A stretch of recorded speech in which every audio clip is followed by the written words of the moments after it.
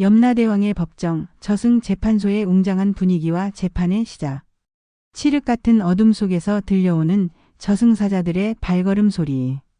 차가운 쇠사슬이 땅에 끌리는 소리와 함께 무거운 문이 열리고 저승의 법정이 모습을 드러낸다. 높은 천장에서는 붉은 안개가 피어오르고 10개의 기둥이 법정을 지탱하고 있다. 그 한가운데 거대한 책상 앞에 염라대왕이 앉아 있다. 그의 얼굴은 검푸른 빛을 띠고 눈에서는 불꽃이 피어오른다. 손에는 생사부가 펼쳐져 있다. 오늘의 재판을 시작하겠노라. 염라대왕의 목소리가 법정 전체에 울려 퍼진다. 음산한 바람이 불어오고 법정 양쪽으로는 망자들의 혼령이 줄지어 서 있다. 그들의 표정은 두려움과 후회 그리고 체념으로 가득 차 있다. 이 자리는 인간 세상의 법정과는 다르다. 여기서는 그 누구도 거짓을 말할 수 없으며 모든 행적은 이미 생사부에 기록되어 있느니라. 오늘은 조선이라 불리던 나라의 왕들을 심판하는 날이니 그들의 공과를 낱낱이 살펴볼 것이다. 저승사자 손에 들린 붉은 깃발이 휘날리고 그 신호와 함께 첫 번째 혼령이 법정 중앙으로 끌려온다. 그는 왕관을 쓰고 있지만 얼굴에는 깊은 주름이 패여 있고 눈빛에는 슬픔이 깃들어 있다. 조선의 첫 번째 왕, 태조 이성계. 내가 이룬 공적과 저지른 과오를 심판하겠노라. 염라대왕의 말이 끝나자 법정 전체가 물속에 잠기듯 흐려지며 과거의 장면들이 물결처럼 펼쳐지기 시작한다. 고려 말의 혼란한 시대, 외구의 침략과 권문세족의 횡포, 그리고 백성들의 고통받는 모습이 생생하게 그려진다.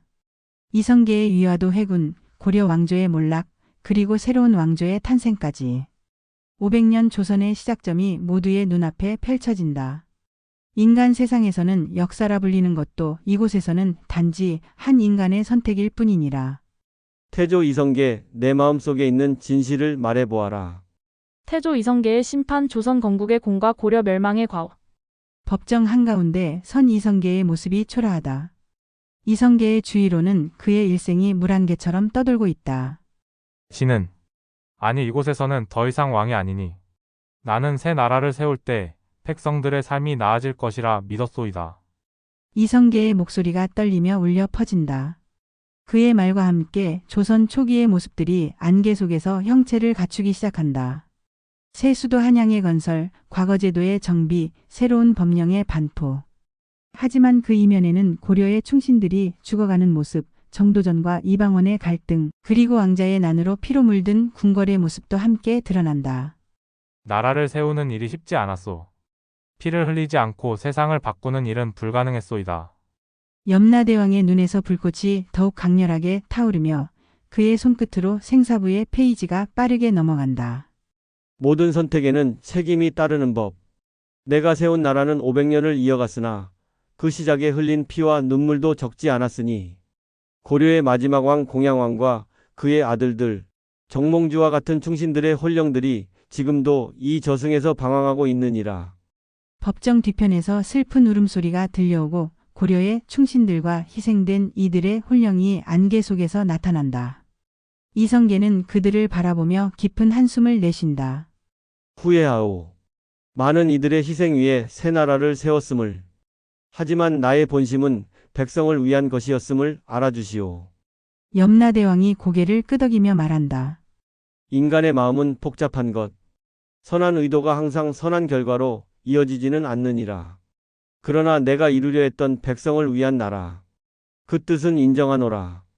다만 그 과정에서의 살생과 배신은 죄가 되어 내 영혼에 새겨져 있느니라.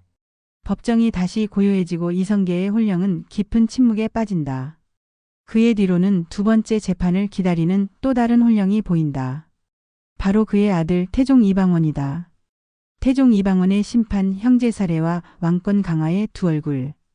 다음 조선의 세 번째 왕 태종 이방원을 심판하겠노라. 염라대왕의 선언과 함께 이방원의 혼령이 법정 중앙으로 나온다. 그의 눈빛은 여전히 강인하고 담담하다. 아버지 이성계와 달리 이방원의 얼굴에는 후회보다는 확신이 깃들어 있다. 태종 이방원, 너는 왕이 되기 위해 형제들의 피를 흘렸고 왕이 된 후에는 철권 통치로 왕권을 강화했느니라. 내 마음속에 담긴 진실을 말해보아라. 이방원은 잠시 침묵하다가 고개를 들어 염라대왕을 똑바로 바라본다. 제가 한 일에 거짓은 없습니다.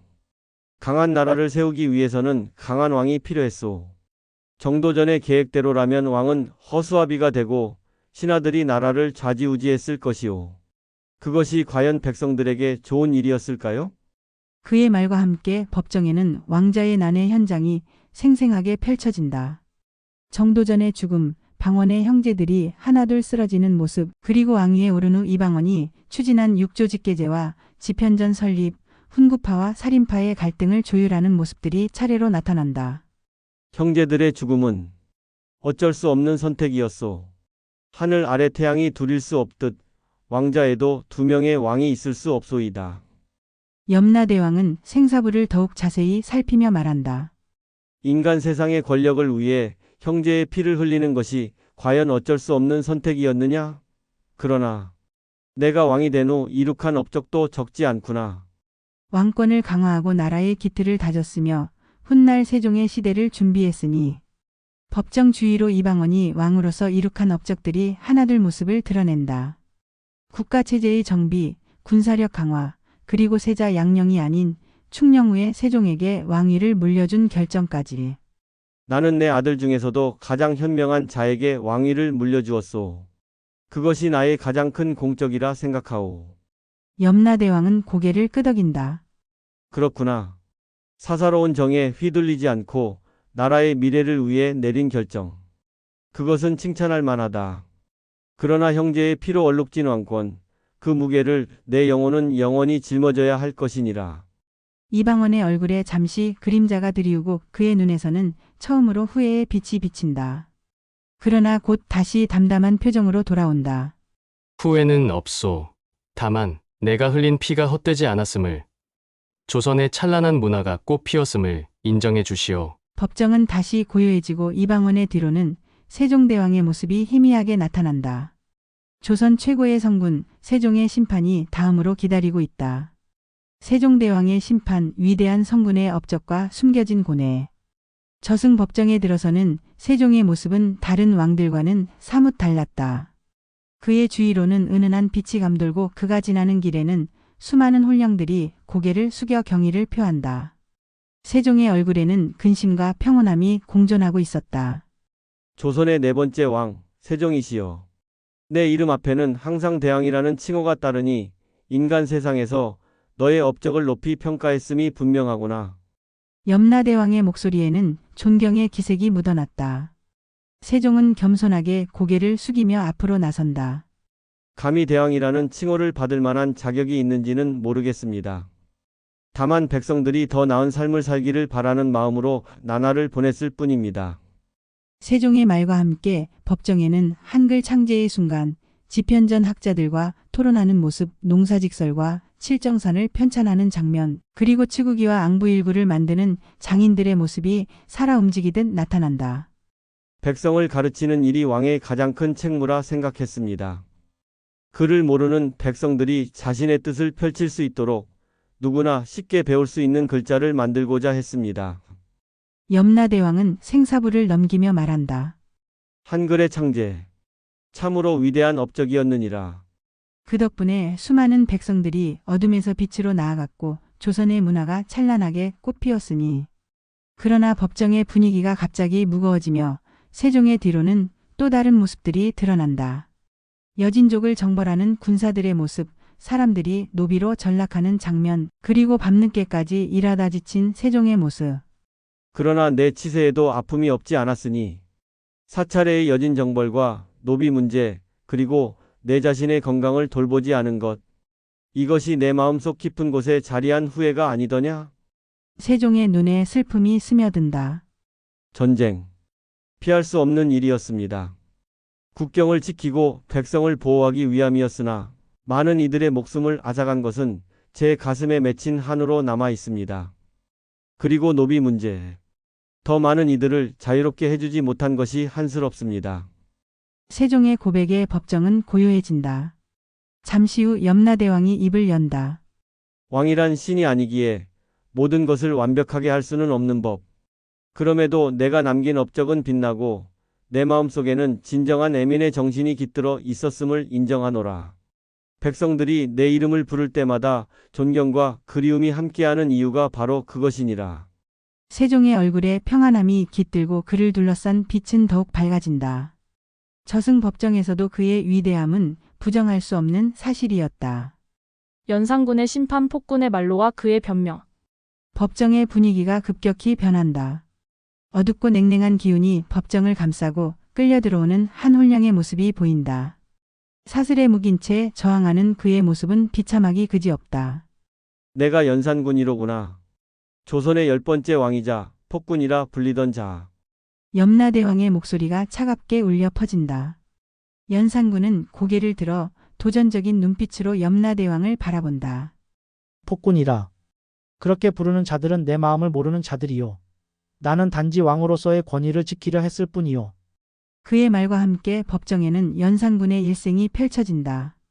어린 시절 어머니 윤씨 부인의 사약 사건, 성종의 죽음과 왕위 계승, 그리고 무사와 갑자사화를 일으켜 수많은 신하들을 처형하는 모습, 술과 여색에 빠져 방탕한 생활을 하는 장면들이 차례로 나타난다. 나의 어머니. 그녀를 죽인 자들에 대한 복수였소. 왕의 권위를 무시하고 신하들이 왕을 좌지우지하는 그런 나라가 과연 바른 나라였겠소. 염라대왕은 연산군의 말을 들으며 생사부를 넘긴다. 복수심에 사로잡혀 무고한 이들의 목숨을 앗아가고 백성들에게 무거운 세금을 물리며 방탕한 생활로 국고를 탕진한 것이 과연 왕으로서의 도리였느냐? 연산군의 얼굴이 일그러진다. 나도 처음부터 그런 왕이 되려 한 것은 아니요. 어머니의 억울한 죽음, 신하들의 끊임없는 견제와 압박. 그 모든 것이 나를 이렇게 만들었소이다. 그의 말과 함께 법정에는 어린 시절의 연산군이 보인다. 순수한 눈빛으로 세상을 바라보던 어린 왕자의 모습, 어머니의 죽음 앞에서 눈물을 흘리는 모습, 그리고 점점 왜곡되어가는 그의 마음. 염라대왕은 깊은 한숨을 내쉰다. 모든 일에는 원인이 있는 법. 내가 겪은 상처와 아픔이 너를 그러한 왕으로 만들었음을 부정하지는 않으리라. 그러나 그것이 내가 저지른 모든 악행에 대한 변명이 될 수는 없느니라. 왕이란 자신의 아픔을 백성들에게 전가하는 자가 아니라 자신의 아픔을 딛고 백성들의 아픔을 덜어주는 자여야 하느니라. 연산군의 눈에서 처음으로 진심 어린 눈물이 흐른다. 후회합니다. 모든 것이 너무 늦었음을. 현대로 이어지는 심판, 마지막 황제 순종과 멸망한 왕조의 한. 법정의 분위기가 다시 한번 바뀐다. 이번에는 쓸쓸함과 비애가 가득한 기운이 감돈다. 마지막으로 법정에 들어서는 홀령은 서양식 군복을 입은 젊은 왕이다. 그의 뒤로는 조선의 국기가 아닌 태극기와 일장기가 함께 보인다.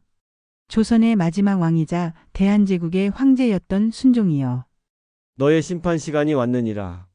염라대왕의 목소리에는 이전과 다른 연민의 감정이 묻어난다. 순종은 고개를 깊이 숙이며 앞으로 나선다. 심판을 기다리고 있었습니다. 무능했던 왕, 나라를 지키지 못한 황제로서 제 죄를 달게 받겠습니다. 순종의 말과 함께 법정에는 일제강점기의 암울한 시대가 펼쳐진다. 을사능약과 한일합병, 국권을 상실한 대한제국의 모습, 그리고 무력하게 국권이 침탈되는 장면들이 차례로 나타난다. 제가 더 강했더라면, 더 현명했더라면 우리 백성들이 그토록 고통받지 않았을 것입니다. 500년 조선의 역사가 제 대에 와서 막을 내렸습니다. 염라대왕은 생사부를 천천히 넘기며 말한다. 역사의 흐름 앞에서 한 개인의 힘은 미약한 법. 내가 태어난 시대와 처한 상황, 그리고 너를 둘러싼 강대국들의 힘, 그 모든 것이 너의 운명을 결정지었느니라. 순종의 얼굴에 비통함이 깃든다. 그럼에도 백성들을 버리고 떠난 것에 대한 죄책감은 씻을 수 없습니다. 일제의 압박 속에서도 조용히 한가하던 백성들을 생각하면 순종의 말이 미처 끝나기도 전에 법정에는 새로운 놀라운 광경이 펼쳐진다. 3.1 운동의 현장, 독립선언서를 낭독하는 민족 대표들, 태극기를 들고 만세를 외치는 백성들, 그리고 자유를 향한 투쟁의 역사가 생생하게 그려진다. 보아라, 순종이여. 내가 떠난 후에도 백성들은 결코 희망을 잃지 않았느니라. 나라를 잃은 슬픔 속에서도 그들은 자유와 독립을 향한 의지를 잃지 않았으며 마침내 광복을 이루어냈느니라. 순종의 눈에서 눈물이 흐른다.